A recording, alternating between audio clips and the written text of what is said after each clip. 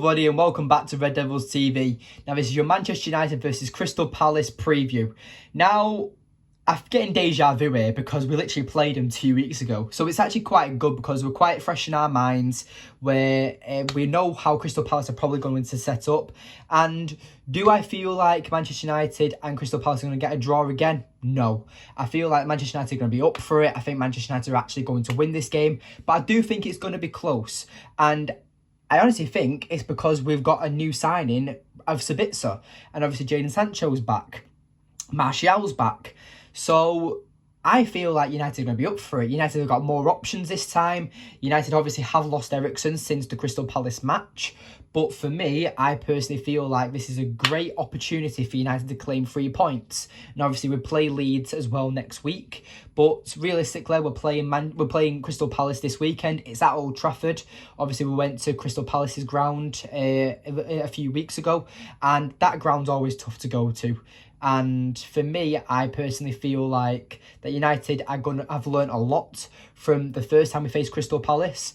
Obviously, we had Casemiro getting sent off. Well, not sent off, but obviously he got his suspension for the Arsenal match. And we know how that turned out to be.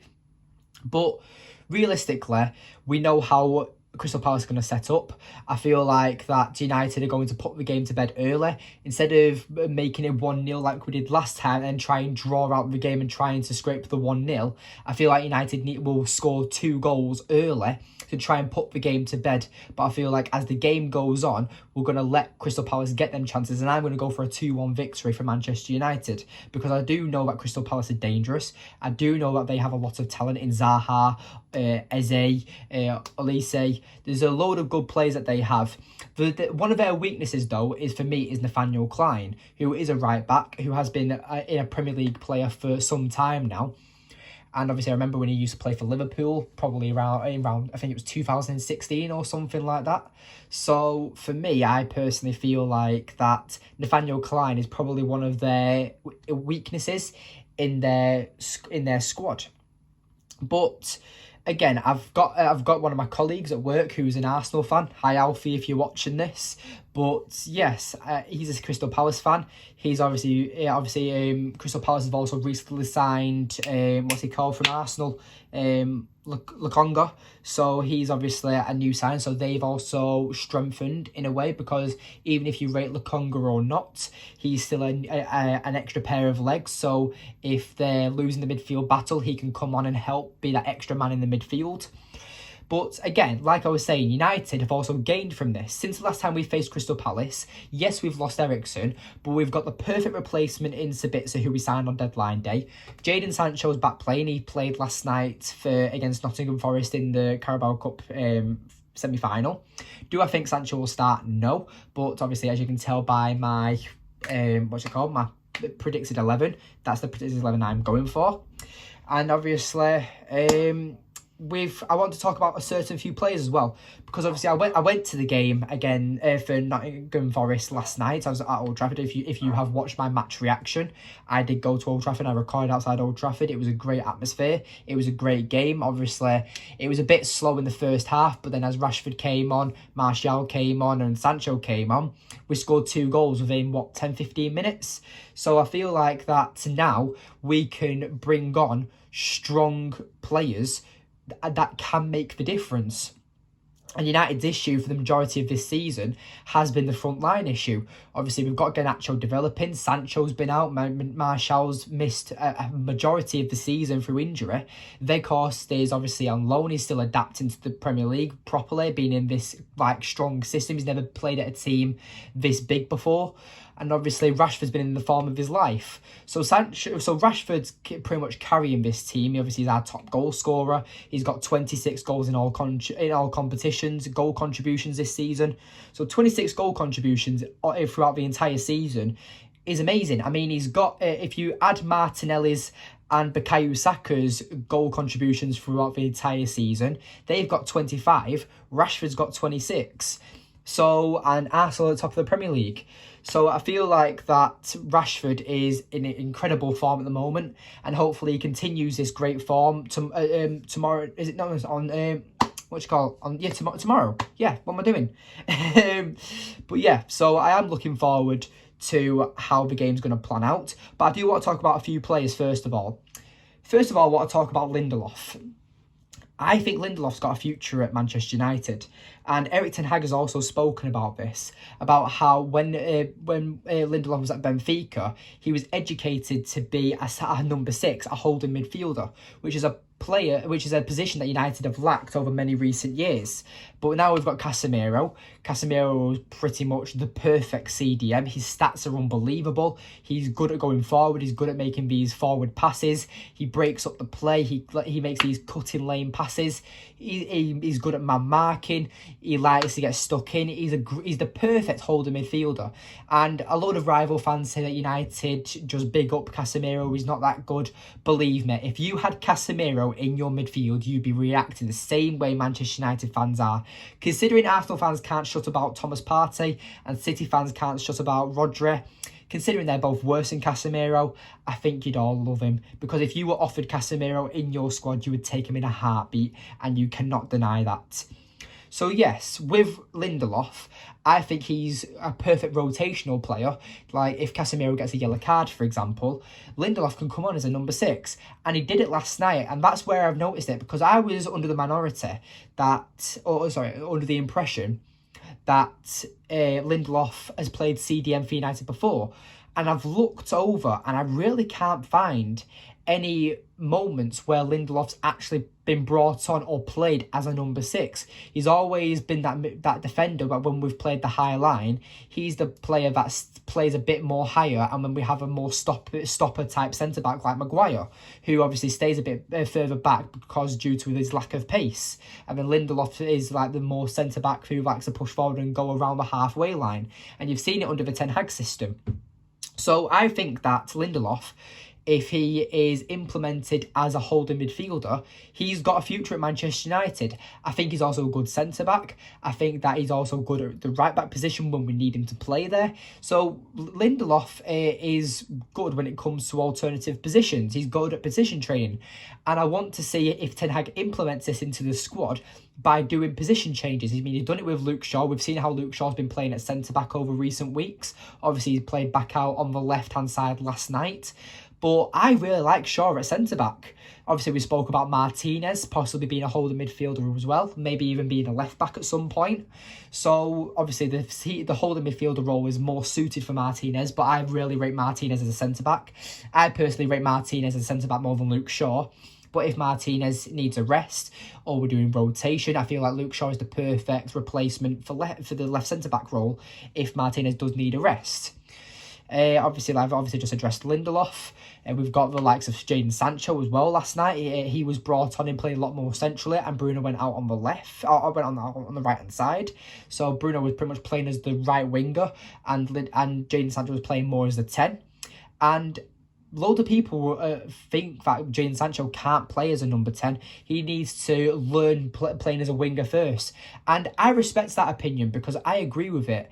If you're still learning to play your natural position, then there's no point trying to position change you and learn a completely different role that's completely different. Because the thing is about being the difference between being a creative winger and as a creative number 10 is that with a winger, you don't deal with as many plays. You mainly deal with the fullback and you deal with the pressure from probably the one midfielder from their system and maybe the tracking back winger. You deal with about 3 players. But with being a creative number 10, you have the holding midfielder after you. You have the box-to-box midfielder after you. You have the 2 centre-backs you have to be aware of. You have to be aware of the inverted full-backs if that's the system they're playing. So if Jadon Sancho was to play as a number 10, I think that's a much harder position for him to be implemented into, considering he's only just come back into football after 3 months of being off due to personal reasons. Obviously, we don't know what them reasons are yet. So for me, I feel like what Erik ten Hag is doing, he's trying to look at certain players and saying, if I need this player to be replaced or this player needs resting, I've got a few players that can do a job there. I mean, like, you've got the likes of Luke Shaw playing at centre-back and then the likes of Scott McTominay being a holding midfielder. Like, Luke Shaw can play as a centre-back really, really well. But Scott McTominay, he has his issues as playing as that holding midfielder, because for me, I don't think he tracks his runners enough. Yes, he's strong. Yes, he's tall. Yes, he's physical. But for me, I feel like Scott McTominay is better being a box-to-box where he's going forward a lot more. That's the position I personally suit McTominay anyway. And I think that's also due to the fact that when he was in our youth system, he was a striker. So he likes to go forward. He's got a good shot on him. I mean, my favourite goal of Scott McTominay, I know this is completely irrelevant, but with Scott McTominay, I love that goal in the derby when he got the 2-1, where he pretty much shot from about 30 yards out and caught Edison off his line. It was a brilliant goal, and Scott McTominay has got a good shot on him. Bruno Fernandes as well. We've seen him being implemented as a false nine in a few games, as a winger at some games. Bruno Fernandes seems to have a bit of a free role at Manchester United when he plays. He likes to free and roam the pitch. He likes to swap with certain players. I think that's going to happen with Jadon Sancho if he comes back into the team. I feel like that Bruno Fernandes will probably swap on to the right and Jadon Sancho will swap to the middle, just to trick the defenders. It's like it happens when Rashford goes out on the left or Rashford goes through the middle. We like to keep the defence guessing and keep them under pressure. It's because if, for example, like the Carabao Cup final now, Rashford is going to go against Kieran Trippier, left wing versus right wing. Some people, aka Ricky from the United stand, has said he wouldn't play Marcus Rashford. I think he's the only Manchester United fan in the world that wouldn't play Marcus Rashford in that Carabao Cup final. Now, for me, I'm going to say it's ludicrous. But again, that's his opinion, and I respect his opinion. Ricky is a very, very intelligent man. He spoke with a lot of good opinions that have turned out to be fact. He's been proven right over many, many things, but he's also been proven wrong, and he also is known for quite outrageous opinions. But I have the utmost respect for Ricky of the United Stand, as I do for the entire United Stand. They're a great community. They're a channel I aspire to be like. The United Stand is a great, great community, and I aspire to be more like them with my channel. But I'm also going to have my own twist on it. But yes, as I was saying, with certain Manchester United players as well, I feel like that Martial, he's also another player that is mainly a centre-forward, but he has played on the left-hand side numerous times of his career at Manchester United. So this is what I was saying about certain players having alternative positions. But now this gets onto the new signing, SABITZER. SABITZER, I've already said that he's the perfect replacement for Christian Eriksen, maybe even better. That will only time will tell, because obviously he has to adapt from the Bundesliga to the Premier League. Obviously, Eriksen already had that advantage by playing at Brentford last season and then coming into Manchester United. So obviously he already had the experience of playing in the Premier League. So adapting to the Premier League, as we know, is very challenging for certain players, and players moving from the Bundesliga to the Premier League, there isn't a massive list for players who have adapted well and become world-class, who were world-class in the Bundesliga and are now world-class in the Premier League. You've really got, like, a few players. You've got the likes of, well, who is there? There's Erling Haaland, there's Kevin De Bruyne, there's Gundogan. But apart from all that, there's not too many players that I can actually think of. So, yeah, that says it all, really. So, for me, I feel like SABITZER is going to do great. I mean, the stats that he has is incredible. I mean, the tackles he wins by statistics, I think that it's something like 8.5 or something per 90. And then you've got the second place, which is James Ward-Prowse, which is 7.5. Then you've got Gundogan, which I think is on 5. And I think then you've got the likes of Christian Eriksen, who's on like 3 or something like that per 90. So I feel like SABITZER is going to be that. He's going to have the Casemiro effect. He's going to be a player that's going to be you're going to notice him straight away. You're going to love how he plays, and I hope he starts.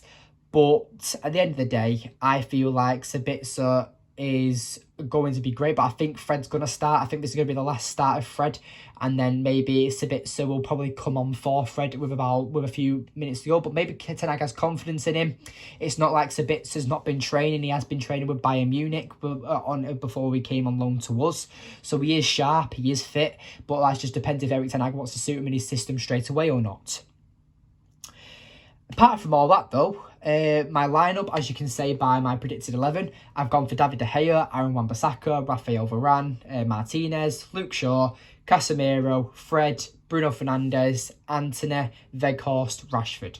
That's the team I've gone for. And I liked how Rashford played last night. He obviously got the assist for Fred. Rashford's just in the form of his life at the moment, and I like how last season, this has just been the brilliance of Rashford. This is the resurrection of as Marcus Rashford. The fact that probably last season he wouldn't even be in that position to make that assist, and if he did get himself in that position, he probably would have took the shot. He wouldn't have been aware of certain players around him. That's just what Erik Ten Hag has done to Rashford has just been incredible, and hopefully does that with certain other players as well. I hope that happens with Jadon Sancho. I hope that happens with every single player at Manchester United. But yeah, I've already given my score predictions. My predicted 11 is there. 2-1 victory to Manchester United. I think it's going to be a hard game. I'd never underestimate Crystal Palace. I think that they're a very good squad, and I think they're a very good team. So yes, if you made it this far into the video, thank you for watching. Please remember to like, subscribe, comment and share, and I'll see you in the next one. Goodbye.